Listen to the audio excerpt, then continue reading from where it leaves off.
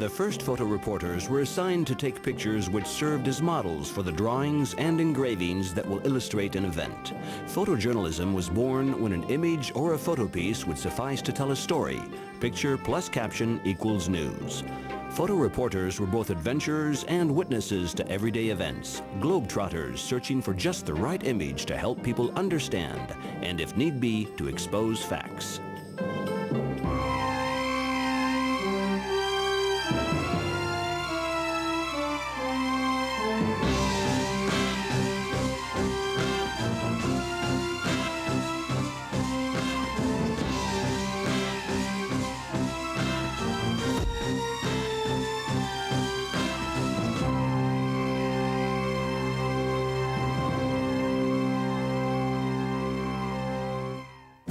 Jules Itier, present at the signing of the Thousand-Year Treaty between France and China, unknowingly became the first photoreporter.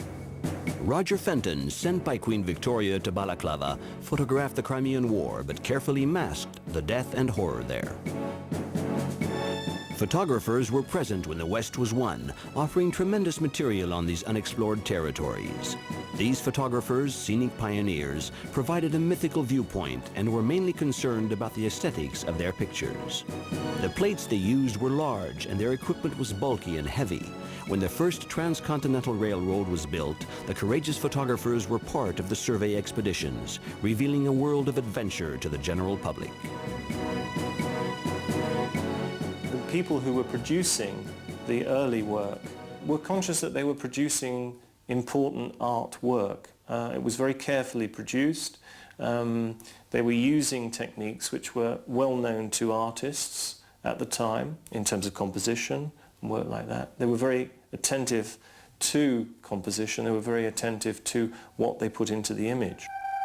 Exploring the South Pole meant danger. Scott's entire crew died on their return journey. The photographs were found with the frozen bodies the following autumn.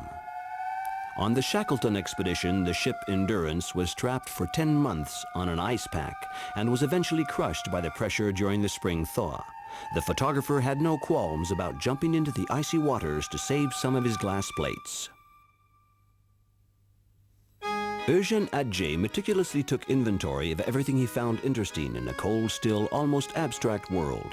In 1897, he began a series of photographs on the street vendors and the art of old Paris. His work gained recognition in the U.S. while he was alive, thanks to the American photographer Bernice Abbott, assistant to Man Ray, who was a neighbor in Rue Campagne Première. But Atget still died in poverty. Alfred Stieglitz had a love affair with New York, never tiring of photographing the city. He advocated the familiar day-to-day scenes. Determined to defend a new art of photography, he formed a society called Photo Secession, whose quarterly publication, Camera Work, was first published in 1903. He wanted to define photography with its own criteria as opposed to painting. Stieglitz would later say about this shot taken on an immigrant ship, "If all my work were lost and this photograph was all that remained, that would be fine."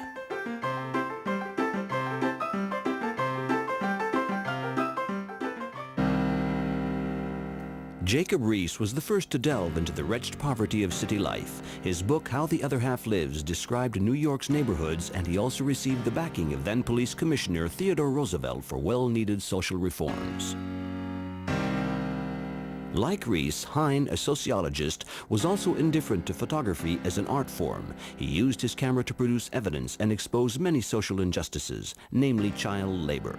He also shot those who were building America, the men at work, later explaining, "I also wanted to do two things, show what needed to be corrected and show what needed to be admired." In the same spirit, Dorothea Lange devoted her career to social reporting. Deeply marked by the 1929 economic slump, she wanted to publicize the plight of the Great Depression's victims. In 1935, she began working for the Farm Security Administration, created by Roosevelt under the New Deal. Her project was to objectively record the living and working conditions in rural America. Her photographs were intended to arouse public opinion to support the government's action. The subject in her modern style of reporting touched the heart and spurred people into action.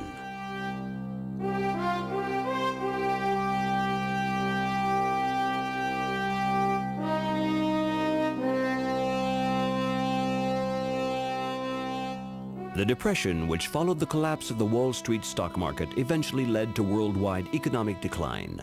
Nonetheless, photoreporting was booming, thanks to newspapers and magazines which offered images of an endangered world. Photo agencies were founded to supply the media. These agencies circulated the pictures and managed the photographers. Keystone was one of the first international press agencies. A Hungarian came up with the idea for the agency and photo services from the United States after World War I. He had two brothers, and they split up the world photo production market.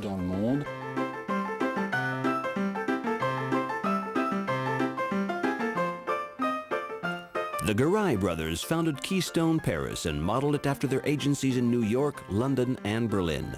The photoreporters did not sign their work. Every shot was stamped Keystone.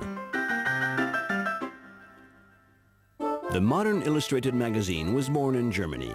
Pictures alone could tell a story, and the photographers were no longer anonymous. Eric Solomon, pioneer of the candid political picture, caught celebrities and heads of state in unguarded moments. Aristide Briand nicknamed him Dr. Mephistopheles because of his two tufts of graying hair. Fellow photographer Eisenstadt is considered the father of photojournalism. Eisenstadt really invented, along with his colleague Salomon, what's called in American candid photography. In other words, the photography of people in everyday life settings. He really brought that technique very much to the fore, and of course was extremely well known for certain images such as the American sailor kissing the girl on VJ Day in Times Square. But these are classic images of candid photography, a photography which says we will treat every subject, whether it be a prime minister or whether it be a hobo, a drunk or a tramp in the street, with the same approach.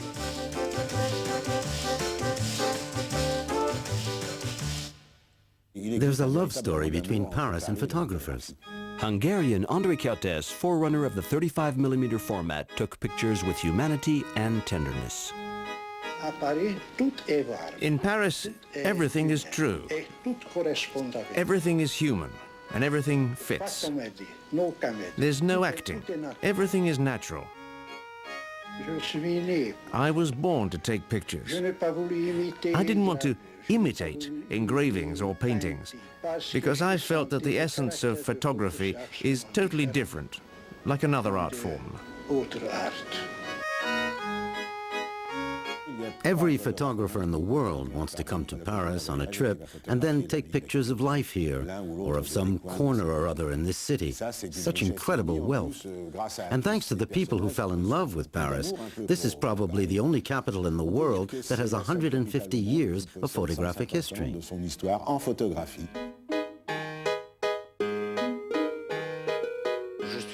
I arrived in 1928. Then, maybe 4 or 5 years afterwards, somebody lent me a camera, and I started taking pictures at night. The nightlife fascinated me, and I wanted to capture things then. And later I published my first book called Paris at Night. This secret world of Paris attracted me enormously at that time. I photographed all walks of life, but it was very hard because you had to be accepted first. Paris accepted Brassai, who moved in surrealist circles and lived the bohemian life with Henry Miller. He said that Brassai was a living eye. Henri Cartier-Bresson, who began his career snapping spontaneous shots for Vue and Harper's Bazaar, believed that everything had photographic value. His technique was like the dance of a bee, who, stirred by fragrances, buzzed around the nectar. I think photography means putting the eye, the head, and the heart in the same line of sight. Time is essential for me. You see a particular thing at a particular moment. When you want something, that thing will happen. You get it one way or another. You have to think all the time, except when you're taking pictures. It's about intuition. Honestly, you're overcome with joy over a particular subject, visual joy.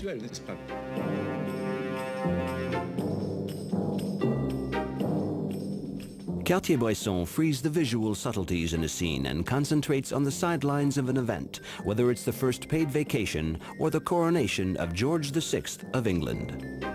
What you get is the rise of what's often called humanism. In other words, a concern, a fascination with the everyday life of ordinary people, both in the same society and in other parts of the world. And that explains part of the fascination with 35mm photography, I think.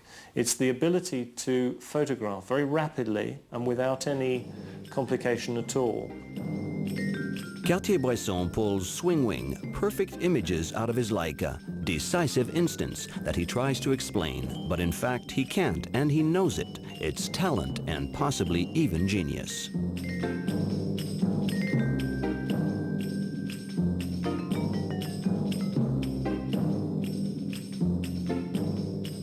In 1947, he created a cooperative of photographers called Magnum with Kappa, Seymour, and Roger. For them, photoreporting was a religion. Kappa emphasized his militancy and posed as a journalist in shots as intense and masculine as he was. I met Kappa in North Africa and in Italy during World War II. And we discussed, and he gave to me his idea of finally forming an agency where we would be our own bosses, because we were all fed up with being told what to do by editorial directors. In '47, when finally the Magnum Photos was formed in New York, and then I was one of the 5 founder members, because Kappa knew of my work in Africa and the Middle East. And we, at the very beginning, divided the world between the 4 of us photographically, because Bill Van der Voort had dropped out. And I had Africa and the Middle East, and Henri had the Far East and India. Shim had Europe, and I think Kappa was ambassador at large or something like that.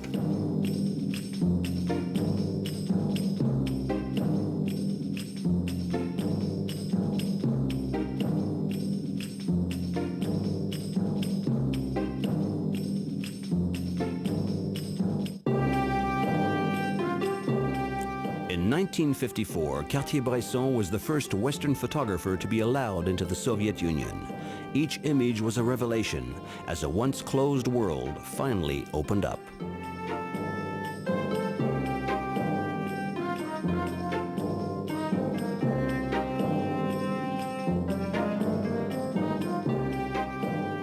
He attended Gandhi's funeral and called himself a Buddhist angry with the state of the world.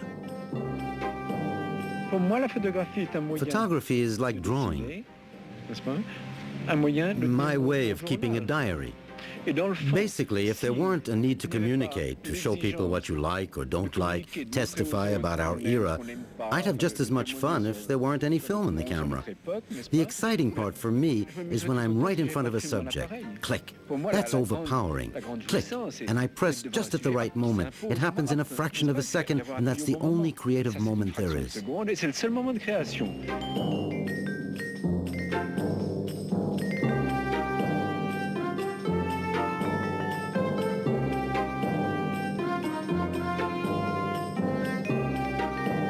For the first time, photographers who were photojournalists saw that somebody could produce extraordinary images of extraordinary artistic quality.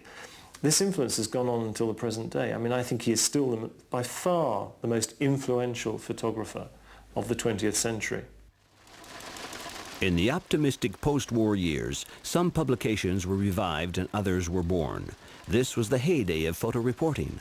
There was a growing need to circulate information, and photographs meant truth, impact, and modernness. From then on, every event had its pictures. In 1959, when the Cuban Revolution broke out, Daniel Camus, international reporter at Paris Match magazine, was honeymooning in the Caribbean. We were in Cuba covering the event. Nobody could get in because the airport was closed. We were the only reporters over there. We were able to meet Castro, who arrived in Cuba with his bearded group, his whole team.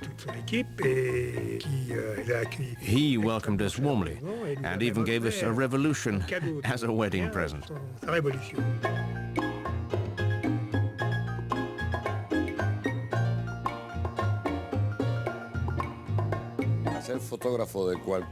When you're photographing something, you have to be in tune with the subject and like what you do, or else you'll never take great pictures. If you think about how much money you'll make from the picture you're taking, you may take a good one, but it will not have been your heart guiding your head.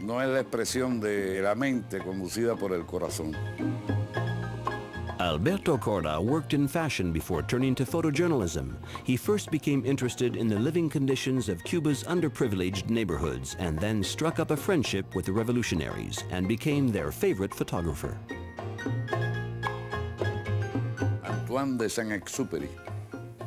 Antoine de Saint-Exupéry wrote a marvelous book called The Little Prince. In it, there's a sentence that goes something like, "You can only see properly with your heart. The essentials are invisible to the eyes." That's what happened to me with Che Guevara. I was taking pictures. Fidel Castro was giving a speech in the street, and in a sweeping movement photographers typically make, Che Guevara came into my viewfinder.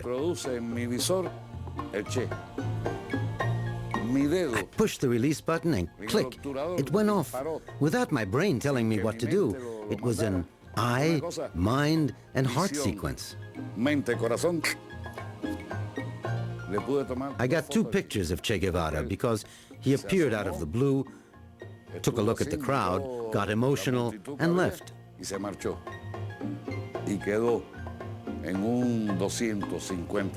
That's how I got the most famous image in the history of photography in 1/250th of a second. When the Wall of Shame was built, television cameras were there, but photographs continued to write history.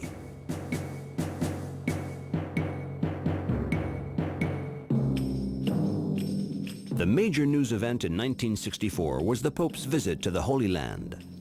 Paris Match chartered a Caravelle jet and sent 60 reporters to cover the story. The plane was turned into a news office and they radioed information back to the magazine headquarters at Orly Airport. The magazine photographers were present at every stage of the historical journey and were able to capture the slightest gesture, immortalize the slightest holy moment, and they shut out the other magazine crews who learned a hard lesson: event, mobilization, and speed.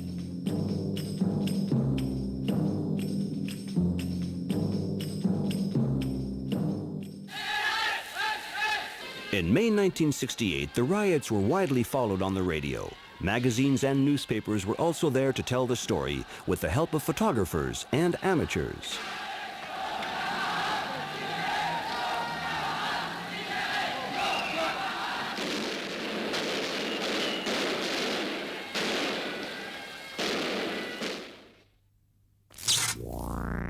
In the 60s, time seemed to speed up.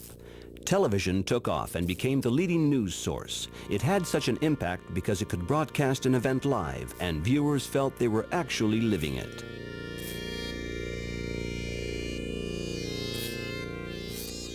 It was time for the photo reporter profession to evolve.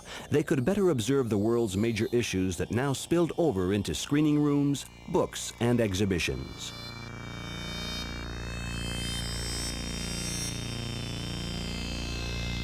It was a good thing that television came along, but that photography stayed where it was, not getting too important, staying simple, but yet very powerful and very personal. Sometimes it was like a weapon, but also a testimony, something very oblivious, subjective, mental, I guess you'd say.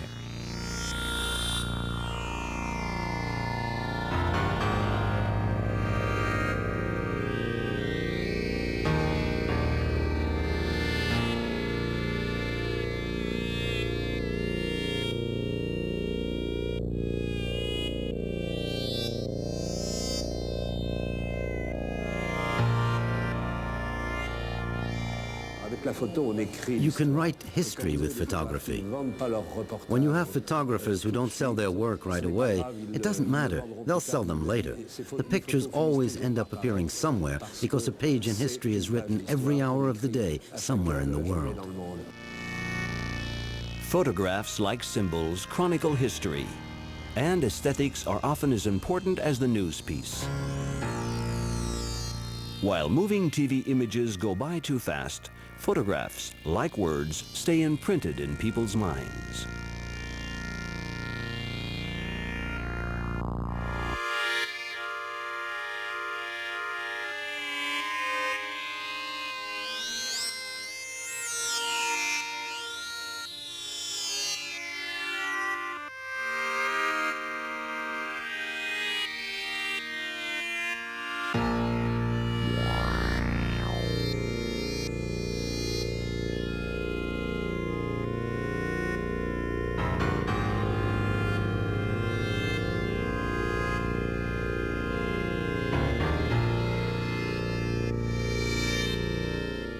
Sometimes I see CNN, in places I work. These people stay on the surface, and it's like very quick sort of news. So I think there's going to be always in the future a place for us, where we can really penetrate the culture and deliver something different than a quick soundbite, which you get on the TV. Brazilian Sebastião Salgado was an economist until the day he realized that the pictures he brought back from his missions in Africa better illustrated the situation than his written research. This passionate humanist wanted to invest in the long term. Author of a 6-year-long saga about human beings at work, The Hand of Humankind, men and women will always be at the heart of his research. In his opinion, his pictorial coverage must be totally sincere and almost reverent.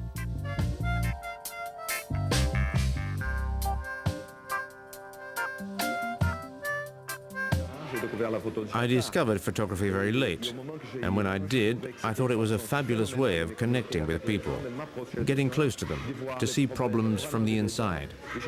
I thought I could offer insight and provoke a much wider debate through the images rather than economics. For the year 2000, Salgado is researching migratory movements and displaced populations, whether due to armed conflicts or social problems. He believes such movements of populations are leading to a universal race.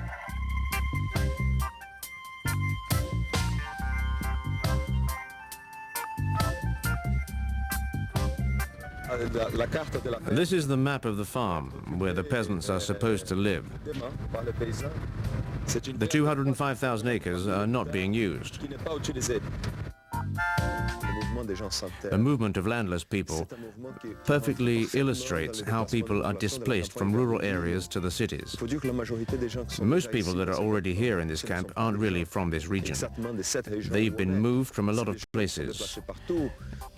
They came here looking for land because they don't want to go to the cities. This issue is an integral part of my research because today we are witnessing huge masses of people moving from the countryside to the cities.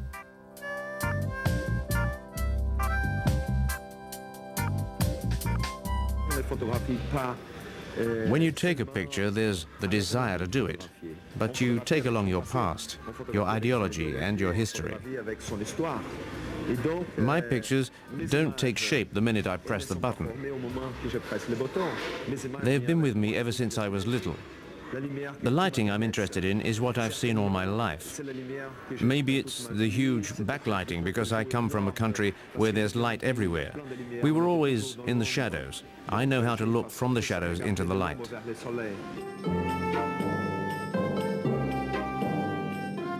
All year long, magazines commission Sebastião Salgado to publish stories with 40 to 60 pictures in each piece. You live in France, you're in Paris, but there are actually few people that really live like this.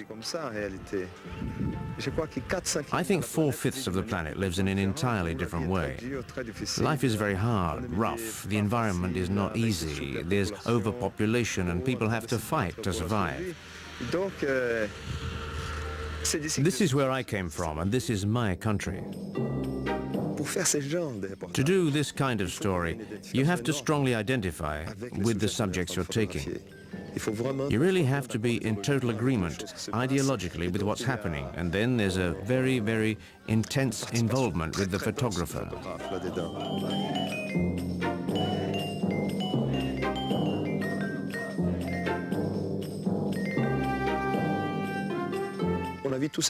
I think what happened in Africa, in Rwanda, when a tremendous number of photographers came, lots of cameramen, at one point people started criticizing the photographers because they took the pictures. But I heard very few people criticizing the government and the people who committed the massacres. The photographers were not responsible. They were there to witness, to record. They brought back testimonies through their images. They initiated debate and controversy. People learned about this conflict because photographers brought pictures back from over there. To all photo reporters, you nomads, intense and free, you enrich our lives not with things the way they could or should be, but the way they are. You give us your worldly intelligence, your distress, your despair, as well as your sense of humor, your battles, and your light.